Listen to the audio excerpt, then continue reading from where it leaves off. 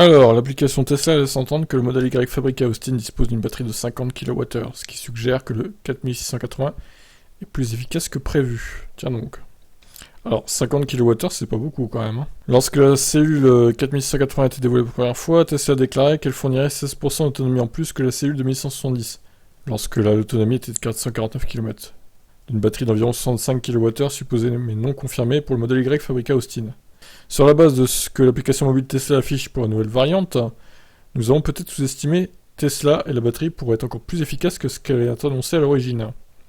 L'un des premiers propriétaires de Giga Texas Model Y a partagé sur YouTube que son application mobile affiche 50D au lieu de Standard Range ou All-Wheel Drive. En suivant les conventions de dénomination précédentes de Tesla, ça suggérerait que la batterie pourrait être de seulement 50 kWh.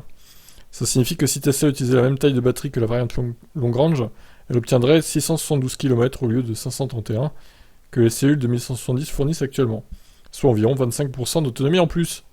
Il est possible que Tesla a en fait équipé le modèle Y4180 d'un pack de 75 kWh, mais que le logiciel l'ait verrouillé pour réduire l'autonomie afin d'éviter l'effet Osborne ou que les personnes n'achètent pas la variante long range actuelle dans l'espoir d'obtenir la dernière et la meilleure dans le modèle Y 4 roues motrices. Tesla l'a déjà fait auparavant, permettant aux clients de débloquer une capacité de batterie supplémentaire dans le Model S 2016. Il ne serait donc pas surprenant de les voir aller faire ça à nouveau. Bon, quelle est votre théorie là-dessus, vous? 50 kWh pour un Model Y qui ferait donc autour de 450 km d'autonomie, honnêtement, ça me paraît pas crédible.